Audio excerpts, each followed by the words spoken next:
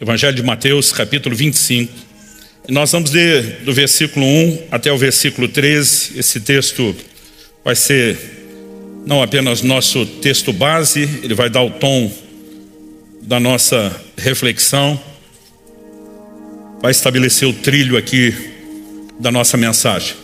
A palavra de Deus diz assim: então o reino dos céus será semelhante a 10 virgens que, pegando as suas lamparinas, saíram encontrar-se com o noivo.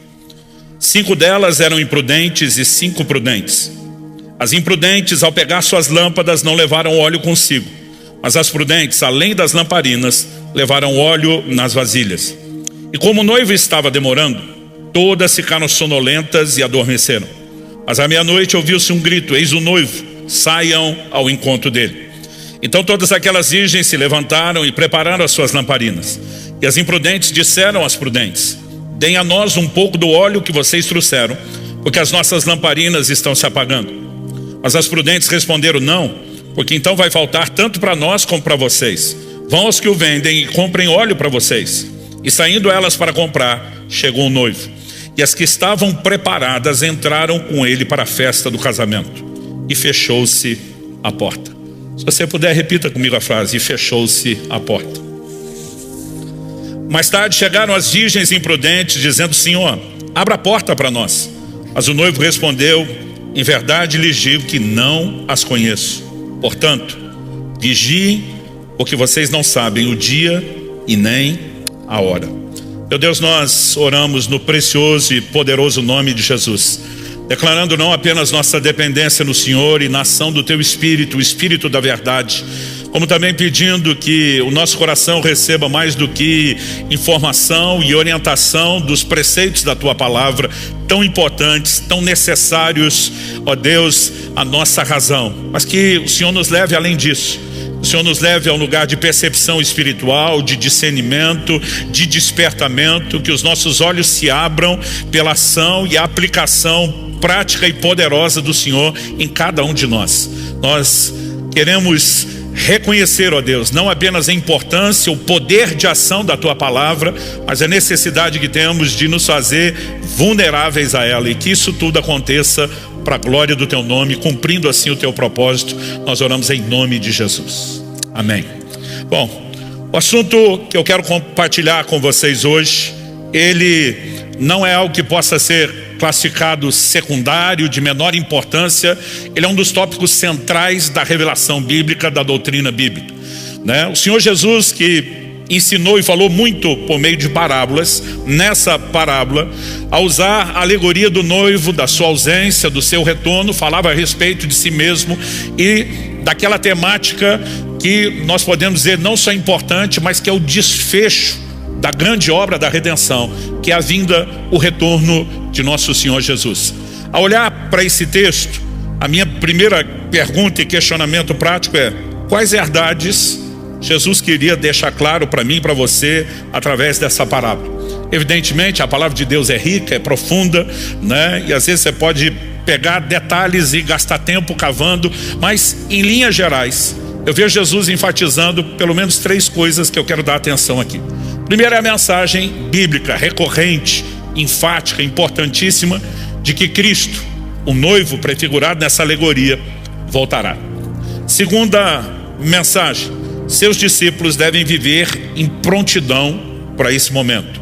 Isso também é indiscutível quando, né, o verso 10 diz que aquelas que estavam preparadas entraram com ele para a festa do casamento, mas depois a porta fechou-se e as que não estavam prontas ficaram de fora. E a conclusão que o Senhor Jesus usa no verso 13: portanto vigiem, né? Em outras palavras, cuidem, preparem-se para esse dia.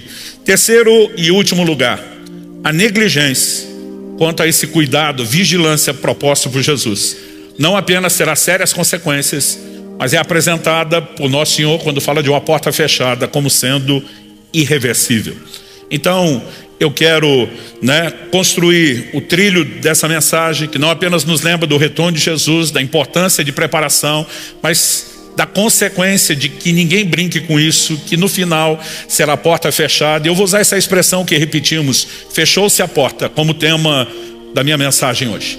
Que essa não seja a minha, nem a sua realidade naquele dia, mas que essa instrução nos poupe, nos guarde e nos faça, corresponder ao ensino de Jesus. Então, eu quero, em primeiro lugar, começar abordando aquilo que eu gosto de chamar do principal evento no calendário de Deus. Quando falamos do calendário de Deus, daquilo que aguardamos, qual é o principal evento? Um casamento. E esse casamento, na verdade, é a alegoria bíblica para falar do retorno de Cristo para a sua igreja. Ele é apresentado, não apenas nessa parábola, mas em vários textos bíblicos como noivo, enquanto que a igreja é apresentada como a noiva. Em Apocalipse, no capítulo 19, no verso 7, a Bíblia diz: alegremo-nos, exultemos e demos-lhe a glória, porque chegou a hora das bodas do Cordeiro e a noiva dele já se preparou.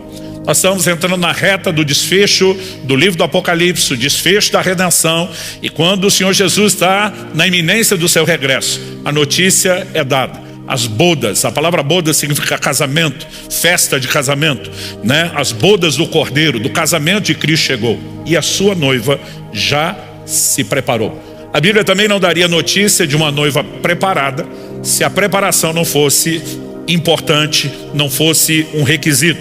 Então eu quero começar pelo regresso do noivo. Além do próprio ensino de Jesus, aqui em Mateus 25 que nós lemos, aliás, depois nós vamos dar uma olhadinha aqui nos versículos anteriores do capítulo 24, nos posteriores do capítulo 25, em várias parábolas, Jesus fala bastante a respeito do assunto da sua vinda. Nós temos, ao longo das Escrituras, promessas claras.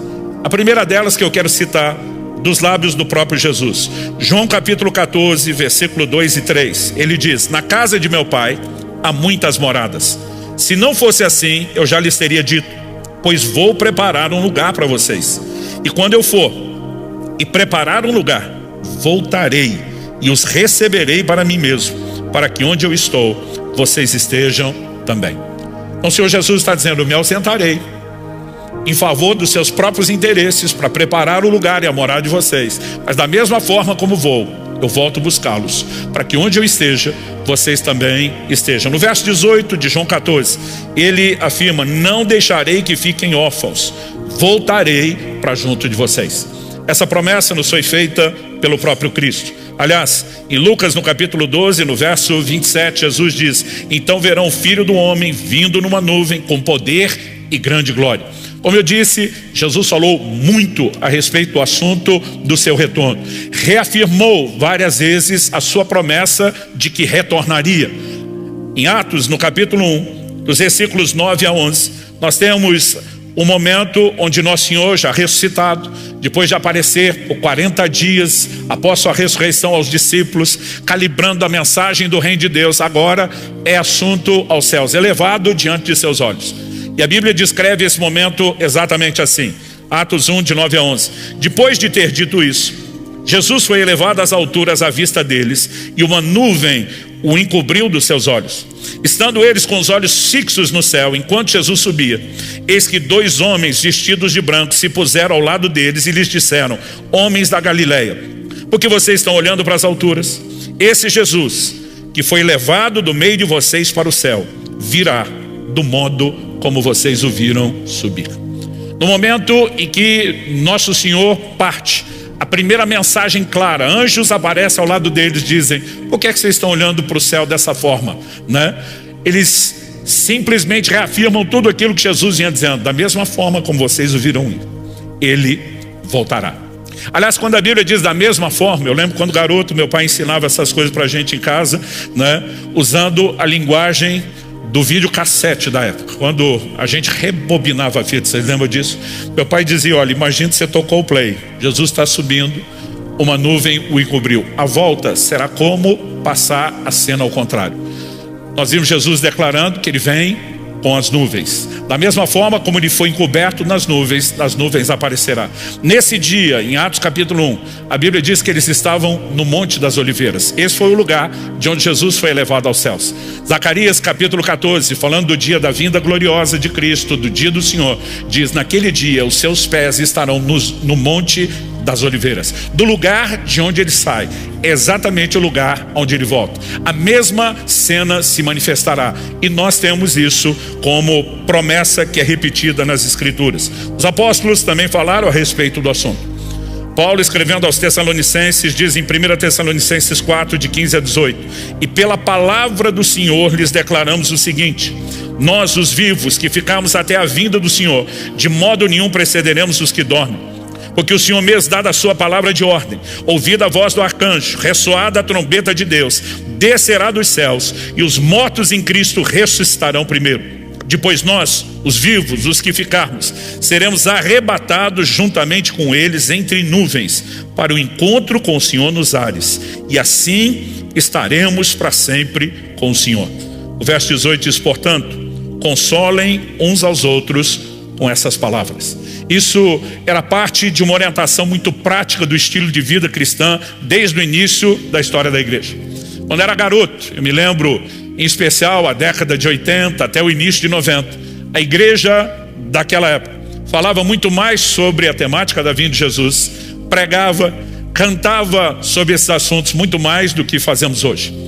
Às vezes percebo que alguns ensinadores, até desprovidos de entendimento bíblico básico, eu diria, eles se tornam até críticos, céticos de pessoas que estão abordando um assunto que Nosso Senhor, os apóstolos e as Escrituras largamente apresentam. Nós não podemos olhar para o assunto da vinda de Jesus e dizer que não é um assunto de importância. Uma promessa dessa monta, com o nível de desfecho do plano da redenção que ela significa, não pode ser ignorado. Mas não é apenas saber que isso acontecerá. A Bíblia, ao mesmo tempo que faz a promessa, ela não queria somente nos notificar de como as coisas vão encerrar um dia. Ela queria gerar em nós uma expectativa. Nós lemos na própria parábola de Jesus que a reação daquelas virgens imprudentes, insensatas, é porque o noivo demorou.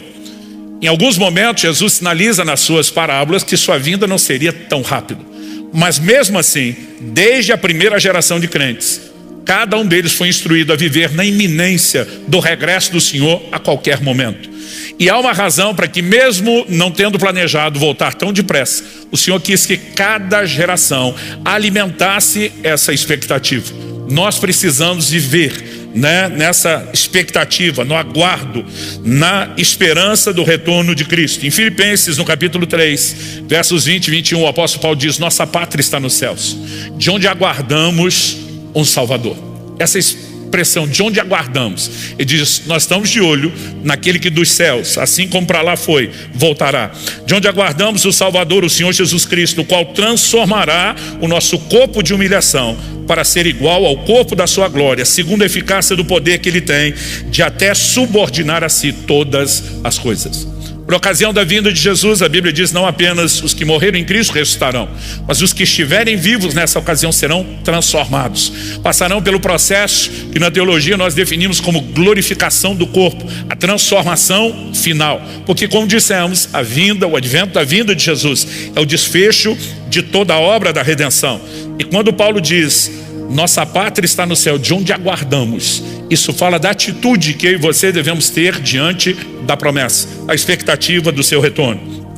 Em primeira carta de Paulo aos Tessalonicenses, no capítulo 1, nos versos 9 e 10, o apóstolo diz assim: porque no que se refere a nós, as pessoas desses lugares falam sobre como foi nossa chegada no meio de vocês, e como, deixando os ídolos, vocês se converteram a Deus. Aqui vai falar de como os tessalonicenses se apartaram da idolatria e qual foi ou como foi a conversão. Mas olha o que ele diz: como deixando os ídolos vocês se converteram a Deus. Em primeiro lugar, para que se converteram? Em primeiro lugar, para servir o Deus vivo e verdadeiro. Segundo, e para aguardar dos céus o seu Filho, a quem ele ressuscitou dentre os mortos, a saber, Jesus, que nos livra da ira vindoura. A conversão é simplificada apontando para duas direções de expectativa. A primeira, vocês deixaram os ídolos, se converteram a Deus. Primeiro, para servir a Deus, mas para aguardar o retorno de Cristo. Então, quando você consegue enxergar a maneira como os apóstolos não apenas repetiam o assunto, mas relacionavam com uma expectativa vital, essencial para a caminhada do dia a dia, nós não podemos, como falei antes, ignorar isso. Hebreus capítulo 9, verso 28, diz assim também Cristo: tendo se oferecido uma vez por todas para tirar os pecados de muitos, aparecerá a segunda vez, não para tirar pecados, mas para salvar aqueles que esperam por Ele. Aqui, em vez do verbo aguardar, nós temos o verbo esperar, um sinônimo, né? Mas não apenas a atitude de espera está sendo destacada aqui, mas o propósito pelo qual esperamos, o grande desfecho da redenção, né? Aguardamos dos céus o Salvador, que vai terminar a boa obra que começou, transformando os nossos corpos. Esperamos aquele que aparecerá a segunda vez. Na primeira ele vem tirar pecados, a segunda não para isso, mas para salvar, concluir, em outras palavras, aquilo que começou. O regresso do noivo, de Cristo, é uma temática central dentro das Escrituras, central dentro, né, do que podemos chamar da espinha dorsal da revelação bíblica, que é a obra da redenção, e ela precisa ser destacada, precisa ser alimentada no meu e no seu coração. Segunda mensagem que podemos, ou princípio podemos destacar dentro dessa parábola que Jesus apresenta, não apenas a questão da ausência de Cristo durante um tempo e o seu retorno, mas, como dissemos antes, os seus discípulos devem viver em prontidão para esse momento. Então, meu segundo tópico aqui é a preparação da noiva para as bodas. Eu mencionei antes o texto de Apocalipse, né, que diz que a noiva já se preparou para essas bodas. Há uma preparação necessária. E a alegoria é feita em cima da própria cerimônia de casamento, né? Você consegue imaginar hoje em dia uma noiva aceitando um casamento surpresa, alguém dizendo: olha, é para entrar ali agora, do jeito que está, sem nenhuma arrumação, e casar. Eu acho que ela prefere ficar solteira do que casar desse jeito, né? Então, assim, a alegoria era claramente entendida, e a preparação não era apenas embelezar-se, não era apenas uma roupa apresentável, não era apenas os ornamentos. A figura que a Bíblia usa por trás dessa preparação, ela também precisa ser entendida, porque vestes na Bíblia fala da condição do homem, né, do ser humano diante de Deus. E quando a Bíblia fala a respeito, né, nós vemos textos no Apocalipse que fala que a noiva já se ataviou de branco, está vestida de linho finíssimo, e isso reflete na própria Escritura a justiça de Cristo em nós, a continuidade da obra que o Senhor começou, ou seja, nós temos um processo de aperfeiçoamento, da santificação. Então, a preparação, ela não envolve outra coisa. Antes de falar de alguns detalhes dessa preparação, eu queria destacar aqui dois textos bíblicos que respondem para que tipo de noiva o noivo pretende voltar. Nós vimos na parábola, né, ele usa ali a expressão plural, o que quando criança me assustava, eu ficava tentando imaginar alguém casando com 10 mulheres de uma vez só, né? Eu não conseguia pensar no que significava o simbolismo, mas nós temos evidentemente um grupo que estava ali e foi considerado pronto e preparado, um grupo que não. O que estava pronto e preparado pôde desfrutar do noivo, da festa, do casamento. O que não, o assunto que eu vou abordar depois, ficou do lado de fora. Isso não era uma medida temporária. Agora, quando nós falamos de para que tipo de noiva Cristo vai voltar, Efésios capítulo 5, de 25 a 27, sinaliza isso. O texto está orientando maridos e esposas a respeito do relacionamento do casal, baseado na alegoria do relacionamento de Cristo e a igreja. Então Paulo diz assim: maridos, que cada um de vocês ame sua esposa, como também Cristo amou a igreja e se entregou por ela, para que a santificasse, tendo-a purificada por meio da lavagem de água pela palavra, para apresentar a si mesmo como igreja gloriosa, sem mancha, nem ruga, nem coisa semelhante, porém santa e sem defeito. Que Cristo se entregou a si mesmo por nós, para nossa salvação, ninguém discute. Mas ele fala de um processo que começou, mas não terminou, para que a santificasse, purificando-a pela lavagem de água da palavra. Vou repetir: para apresentá-la a si mesmo, igreja gloriosa. Você pode repetir isso comigo? Diga: igreja gloriosa. O texto ainda segue com outros adjetivos: sem mancha, nem ruga, nem coisa semelhante, santa, sem defeito. Então essa é a perspectiva de construção da visão bíblica de qual é a noiva para a qual o Senhor Jesus retorna. É por isso que somos chamados a uma preparação. E a preparação não diz respeito somente a uma arrumação física. O simbolismo das vestes, da preparação, dos ornamentos, na verdade fala de uma conduta espiritual. Em primeira carta de Paulo aos Tessalonicenses, no capítulo 5, no verso 23, nós somos chamados a uma santificação completa, integral. E diz assim: o mesmo Deus da paz o santifique em tudo. Outras traduções diz: santifique o vosso ser inteiro. O que é o ser inteiro? Ele continua e diz: e que o espírito, a alma e o corpo de vocês sejam conservados íntegros e irrepreensíveis na vinda de nosso Senhor Jesus Cristo. Toda a ênfase bíblica da santificação aponta para um desfecho. E o desfecho quase sempre é apresentado, como sendo a questão da vinda do Senhor Jesus. Se você gastar tempo lendo o Novo Testamento com calma, olhando só para esse filtro, para esse tipo de declaração, você vai perceber como a questão da santidade está relacionada com a vinda de Jesus. Por exemplo, 1 Tessalonicenses 3,13: a fim de que o coração de vocês seja fortalecido em santidade, isento de culpa, na presença de nosso Deus e Pai, na vinda de nosso Senhor Jesus com todos os seus santos. Sempre a relação da santificação, ela não é simplesmente continuar aquilo que começou com a conversão, mas é continuar com um propósito, é visando o grande desfecho, o dia desse casamento que requer de mim e de você que sejamos prontos. Então, quando a Bíblia fala a respeito da vinda de Jesus, ela não queria apenas informar que haverá um retorno. Ela queria, por meio de alimentar em nós a promessa, a importância do entendimento do que significa isso, gerar dessa forma em mim e você uma resposta. Qual é essa resposta? A Bíblia fala a respeito de diversas coisas, se misturam, se intercalam, mas basicamente, tudo se resume a essa preparação, ao estado de prontidão.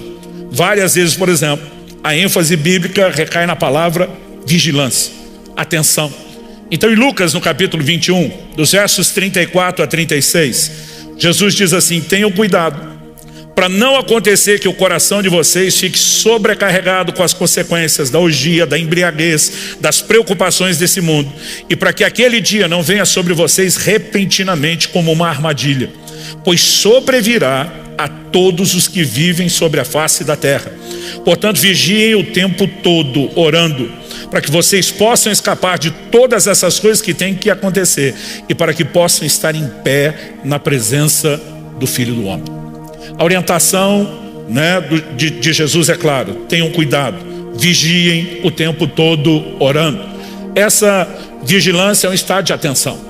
Várias vezes Jesus usa ao longo dos seus ensinos, os apóstolos também vão mencionar a expressão de que o dia do Senhor virá como um ladrão. Significa sem aviso, não há aviso prévio, pode acontecer a qualquer momento. Então a vigilância se faz necessária.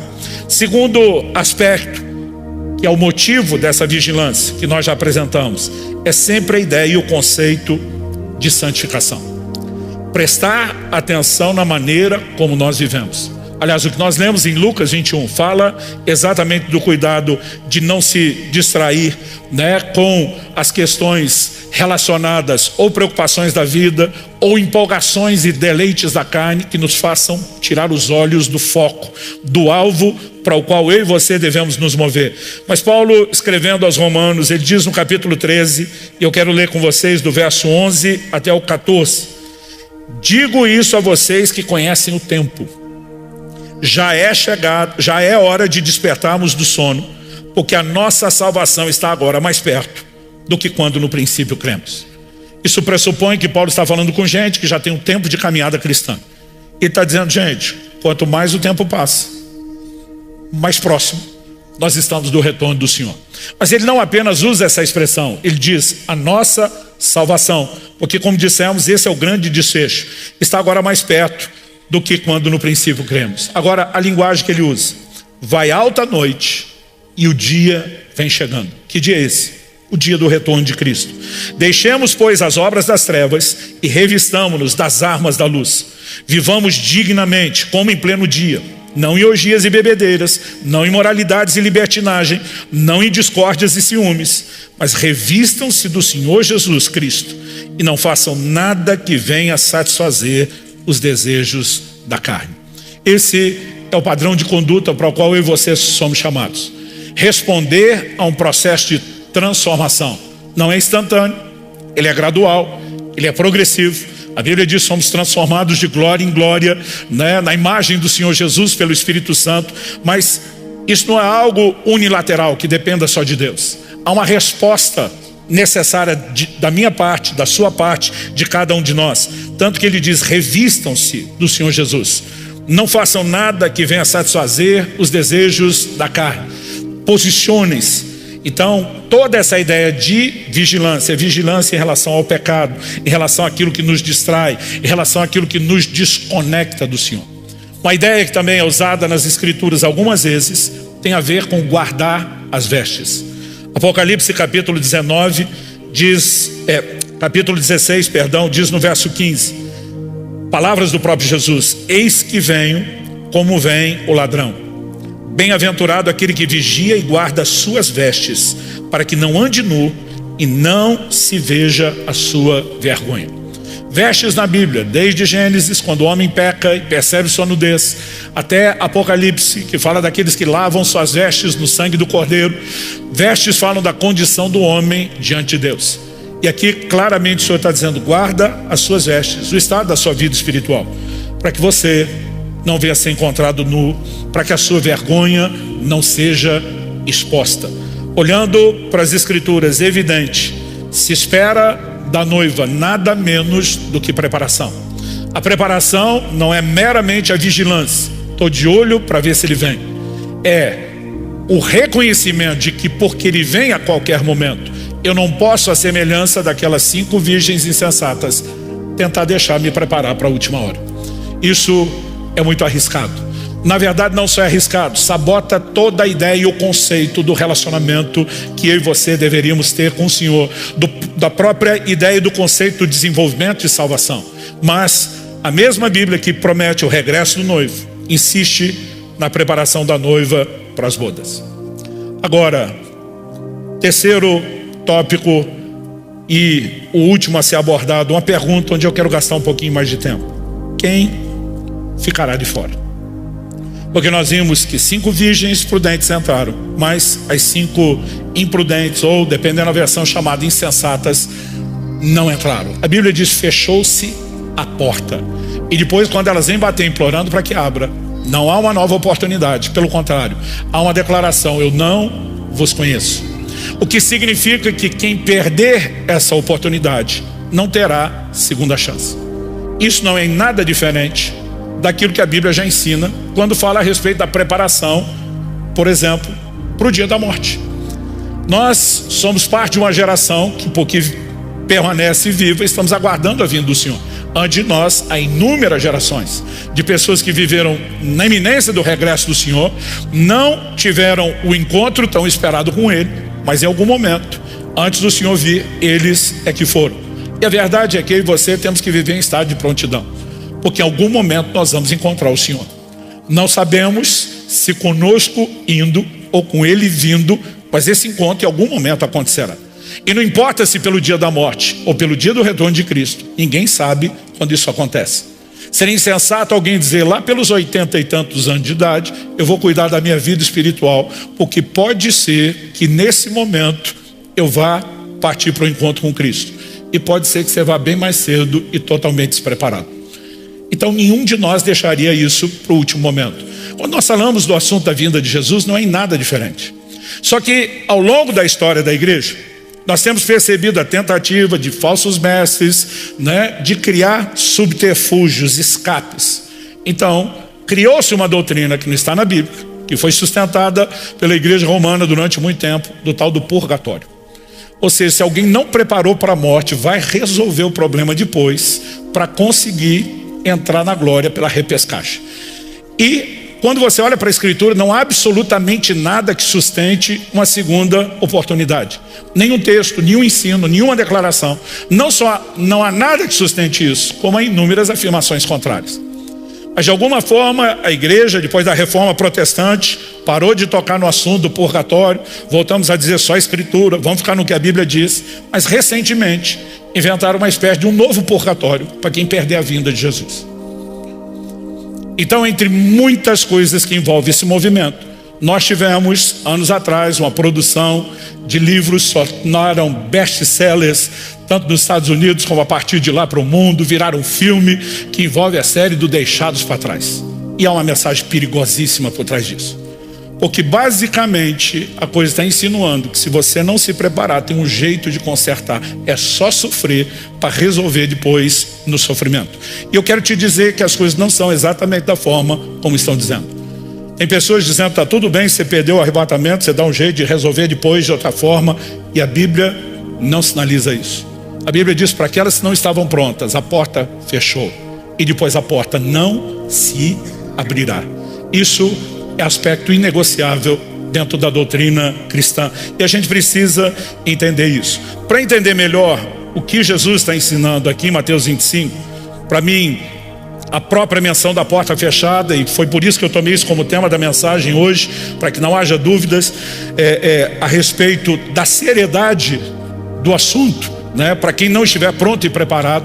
Mas se você olhar as parábolas do capítulo anterior e as parábolas do capítulo, né, que nós lemos aqui, que foi Mateus 25, as duas últimas de Mateus 24, depois temos o nosso texto básico é Mateus 25, de 1 a 13. E depois as outras parábolas que Jesus conta em Mateus 25, todas sustentam exatamente a mesma linha de raciocínio. Então me permita ler alguns desses textos. O primeiro deles, Mateus 24, de 36 a 44.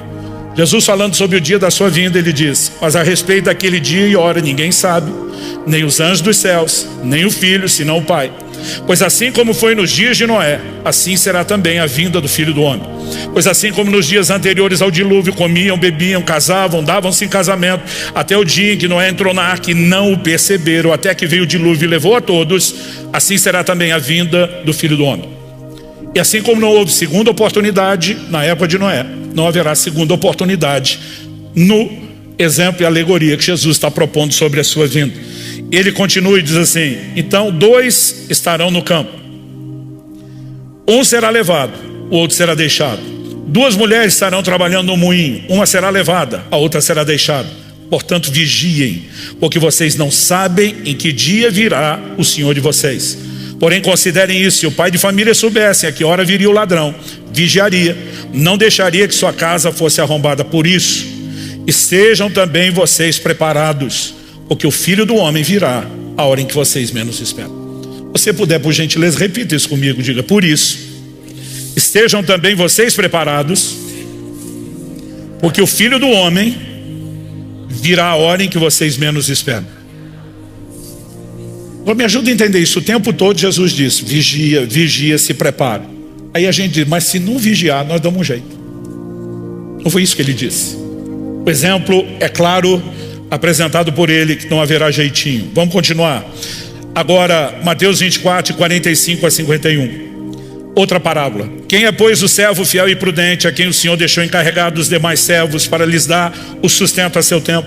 Bem-aventurado aquele servo a quem o seu Senhor, quando vier, achar fazendo assim.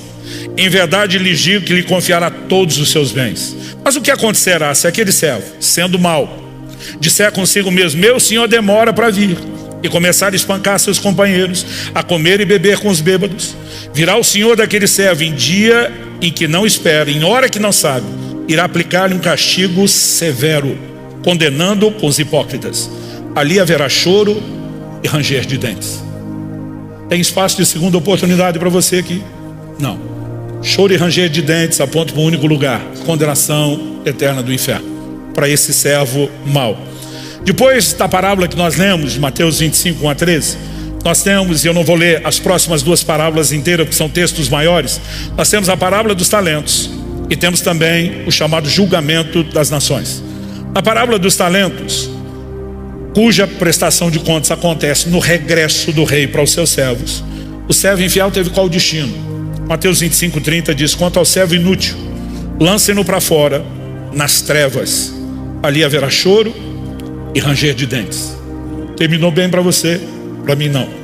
Julgamento das nações. Na sequência, Jesus fala que serão trazidos diante deles, todas as nações. Ele vai separar à sua direita as ovelhas, as esquerdas, os cabritos. E a aplicação final, Mateus 25, 41. Então o rei dirá também aos que estiverem à sua esquerda: afastem-se de mim, malditos, para o fogo eterno, preparado para o diabo e seus anjos. Em todas essas orientações, aqueles que não estavam prontos para a sua vinda foram colocados de fora, sem chance de consertar. Isso não é coincidência. Nós estamos falando de 5 parábolas enfileiradas, ensinando exatamente a mesma coisa. Aqui nós não temos mera repetição, nós temos ênfase. E evidentemente o Senhor esperava que nós entendêssemos isso. O apóstolo João escreve na sua primeira epístola e diz em 1 de João 2, 28: e agora, filhinhos, permaneçam nele. Permaneça não é apenas comece a caminhada, é a continuidade, é a fidelidade, é a perseverança. Então ele diz: e agora, filhinhos, permaneçam nele, para que quando ele se manifestar, o que significa se manifestar? Quando ele, Cristo, se revelar, ou seja, a Bíblia está falando do seu retorno, para que quando ele se manifestar tenhamos confiança e não sejamos envergonhados, tendo de nos afastar dele no dia da sua vinda. Ou seja, quem não permanecer nele não terá confiança, será envergonhado e será afastado dele no dia da sua vinda. A lógica é muito clara. O livro do Apocalipse, no capítulo 3 e no verso 11, palavras do próprio Jesus: venho sem demora, conserve o que você tem, para que ninguém tome a sua coroa. A ideia de coroa é apresentada como recompensa. Quando o Senhor diz: conserve o que você tem, para que ninguém tome aquilo que é teu, para que ninguém tome a sua recompensa, a sua coroa, é evidente que isso pode ser perdido. E essa advertência é feita no contexto do anúncio da sua vinda. Venho sem demora. O que eu e você precisamos entender ao olhar para uma parábola como essa? De que não apenas o assunto do retorno de Cristo é algo importante, mais sério do que temos mensurado, em que em algum momento certamente isso acontecerá, mas que a razão pela qual desde as primeiras gerações o Senhor quis que cada geração vivesse nessa expectativa, nessa esperança, no retorno iminente do Senhor, que pode acontecer a qualquer hora, é porque Ele queria que essa informação e entendimento impactasse, norteasse o nosso estilo de vida, o nosso comportamento. Ou seja, que nós vivêssemos uma vida de preparação para essa grande celebração.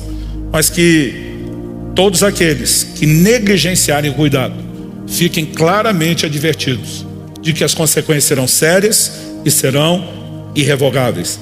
Olhando para as Escrituras, não há como concluir outra coisa. Em Apocalipse 22, 20, um dos últimos versículos da Escritura, nós temos a palavra do próprio Jesus que diz assim: aquele que dá testemunho dessas coisas diz: certamente venho sem demora. A resposta de João ao terminar o livro: amém. Vem, Senhor Jesus. Essa expressão vem, Senhor Jesus, uma expressão que passou a ser muito usada pela igreja desde o seu início. Era uma expressão no aramaico: Maranata, Maranata, Nosso Senhor vem. O tempo todo eles declaravam isso, como um lembrete da sua fé, como um clamor pelo retorno do seu Senhor e o desfecho da obra da redenção, e uma maneira de se manterem conscientes. E eu e você precisamos compreender isso. O retorno de Jesus não deveria ser só aguardado, ele deve ser desejado, ele deve ser amado. Aliás, eu diria amado e não temido. Tem crente que tem até medo de ler o livro do Apocalipse. Não, pastor, vai dar ruim demais esse negócio no final, não quero nem saber o que vai acontecer. Como se fosse um assunto a ser temido. Temido para aqueles que não estão se preparando para esse dia. Deveria ser desejado para todos aqueles que anseiam esse dia. Olha o que o apóstolo Paulo diz em 2 Timóteo 4,8: desde agora me está guardada a coroa da justiça, que o Senhor reto juiz me dará naquele dia, e não somente a mim, mas também a todos os que amam a sua vinda. Há uma recompensa, e a Bíblia diz que ela é para todos os que amam a sua vinda. Espera-se de nós, nada mais, nada menos isso, de que essa expectativa seja algo profunda, positiva, e que eu e você possamos nutrir amor por esse bendito encontro, por esse dia do grande desfecho. A prontidão não se limita ao retorno de Cristo, como eu falei antes. Eu e você não sabemos a que hora podemos partir. A questão não é se Jesus vem primeiro ou se eu vou antes ao seu encontro. É que seja um, seja outro, nós precisamos estar preparados. A vida cristã é para ser vivida em período integral. Não há estações de preparação e reta final. E eu e você precisamos compreender isso. Segunda carta de Paulo aos Coríntios, capítulo 5, do verso 1 ao 3, falando sobre a possibilidade de morte. O apóstolo diz assim: sabemos se a nossa casa terrestre desse tabernáculo se desfizer. Está falando do corpo. Temos da parte de Deus um edifício, uma casa não feita por mãos humanas, eterna, nos céus. Lembra da promessa de Jesus: vou preparar-vos morada. E por isso, nesse tabernáculo, nesse corpo, gememos, desejando muito ser revestido na nossa habitação celestial, se, de fato, fomos encontrados vestidos e não nus. Outro dia eu vi um pregador desdenhando, né? Essa geração está querendo, né, a volta de Jesus porque quer desistir de tudo. Eu falei: peraí, você vive pronto para a possibilidade da morte não significa que você está desistindo da vida. Significa que simplesmente porque você não sabe quando vai acontecer, você vive da forma como Deus espera de você. Agora, viver preparado para a vinda de Jesus não significa desistir da vida e nem querer, né, outra coisa a não ser o grande desfecho. O mesmo Paulo que dizia: nossa pátria está nos céus, trabalhou pra caramba. O apóstolo Pedro falava sobre apressarmos o dia da vinda do Senhor.